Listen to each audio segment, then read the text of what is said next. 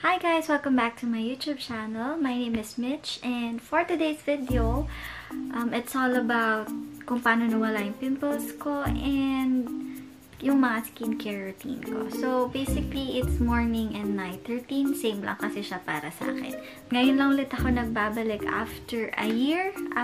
After a year. Kasi yung last na upload ko was nung wedding ko pa. That was March 15, 2019 yun, 2020 na ngayon. So, nagbabalik na ako.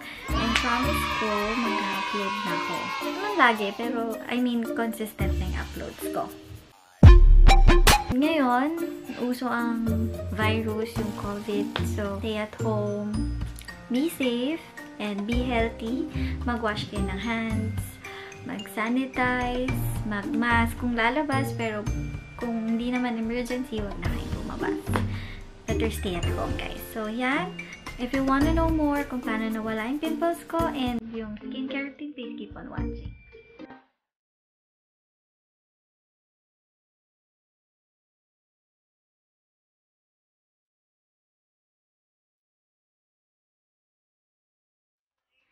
Hi! So, meron akong i-introduce sa video ko today. Sila yung pinsan ko from Edmonton. Tama, di ba? Edmonton.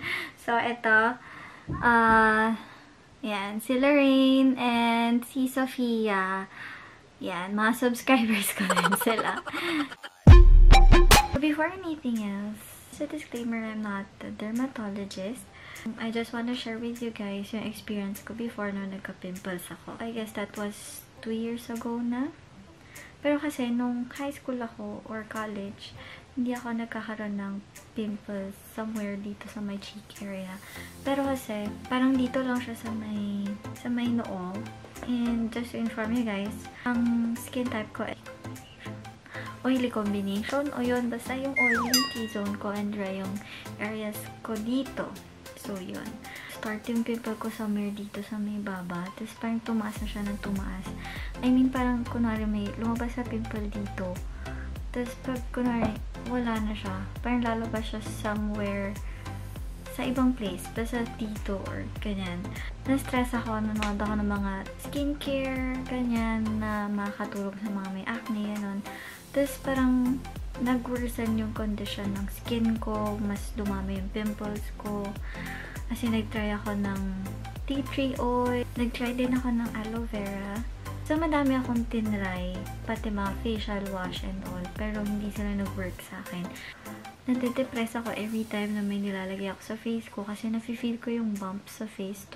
So parang hindi ko mailagay ng maayos yung makeup, especially ganyan. So, nag-stop na akong gumamit ng makeup, kahit powder, kahit ano, hindi na ako naglalagay nun kasi nga parang nag-worsen yung skin ko.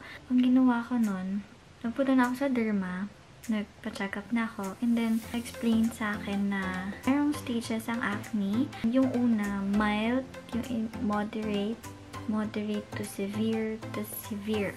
Ang sabi sa akin ng derma ko, parang nasa moderate pa lang ako noon. Kasi parang, hindi siya yung super namumula na yung parang nakikita mo na yung nana, ganon yung pus.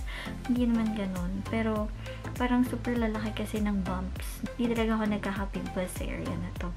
So, yun. Binigyan niya ako ng benzoyl peroxide na ipapahid ko sa face ko every night bago ako matulog. Para feeling ko mas lalong lumalala kasi nga parang pagkalagay ko nag-red siya yung face ko, tapos parang mainit yung feeling. So I thought parang ganun lang talaga siya, kaya lang all throughout ng paggamit ko nun, ganun pa rin. So bumalik ako sa derma ko and sinabi ko na ganun. I tried asking kung pwede akong gumamit ng isotretinoin, which is for severe acne lang. Ang daming questions pa bago niya ako in-approve na bigyan ng isotretinoin. Binigyan ako nung consent form na pipirmahan ko, which is yun din yung pinapakita ko every time na bibili ako ng Acnetrex. So, yun yung brand name ng isotretinoin, Acnetrex, which is I guess yung available sa Philippines that time. Kasi sa ibang bansa, usually yung brand name na meron is Accutane. Pinatry siya sa akin for 1 month. I use it once a day. Every night ko siya iniinom kasi it may lower your night eyesight. And yung use niya kasi actually is based on sa research ko.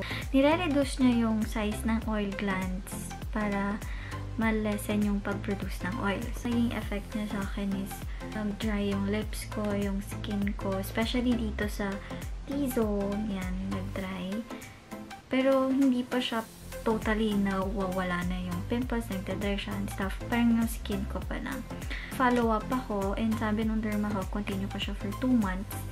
So far, dun sa 2 months na yun, medyo wala nang tumutubong pimples. Yun, parang yung pag-wash ko ng face, tuloy pa rin. And sabi ng derma ko, naiwasan hawakan ng kamay yung face. So, parang kahit yung mga pagganyan lang, hindi pwede iwasan yon. Kasi hindi natin alam kung anong germs meron sa kamay. Nag-follow up ulit ako and sabi, ituloy ulit siya for another 3 months. Yan guys, going back, nalobat yung camera. So, nagtuloy ako for another 3 months. Same dosage pa rin. And yun, nag-clear up ng skin ko. Wala nang bagong tumutubong pimples. So, nag-stop na ako. Nung pag-inom ko ng isotretinoin, sabi nung derma ko, hindi ako pwede uminom ng multivitamin. At saka, bawal ako uminom ng alak. And bawal ako mabuntis. Ayan, so yung isotretinoin or Acnitrex is very effective in clearing up your skin. Pero yun nga, madami siyang side effects. Especially for women na buntis kasi it may cause birth defects. Yun, so ang masasuggest ko lang sa inyo, punta kayo sa derma nyo, mag-skincare kayo, alagaan yung skin ko, mag-hydrate kayo, yan. So, kahit oily kayo, mag-moisturize pa rin kayo. So, ipapakita ko din sa inyo yung mga ginagamit kong skincare sa morning, sa night. Bali, yung ibang ginagamit ko ngayon, hindi na siya yung ginagamit ko before nung umiinom pa ako ng gamot tsaka nung kakainom ko. Ang ginagamit ko before na facial wash was yung CosRX na salicylic acid. So far, yun lang naman yung nabago sa mga ginagamit ko ngayon. Mag-wash lang ako ng face and papakita ko sa inyo kung ano yung mga ginagamit ko.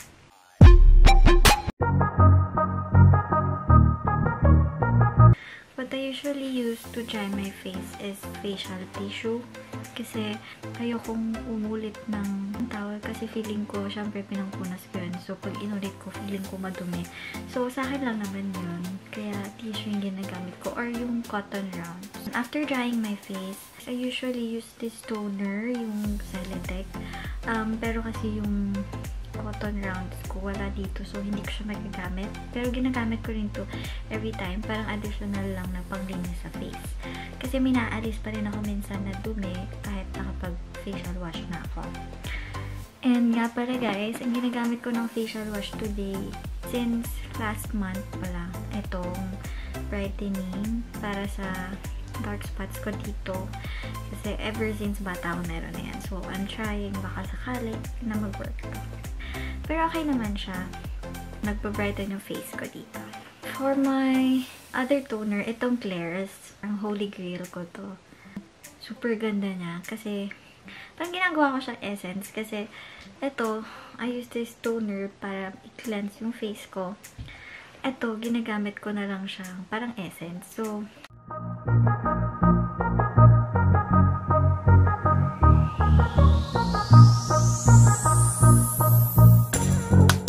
and next, lalagay ko na tong eye cream ko. I use this morning and night.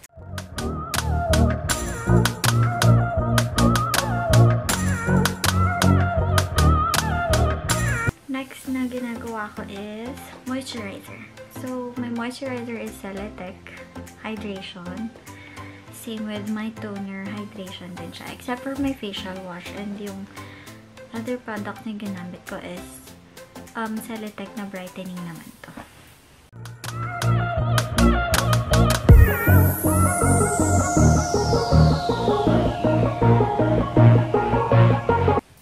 So, this is for nighttime. Ito naman yung dark spot corrector.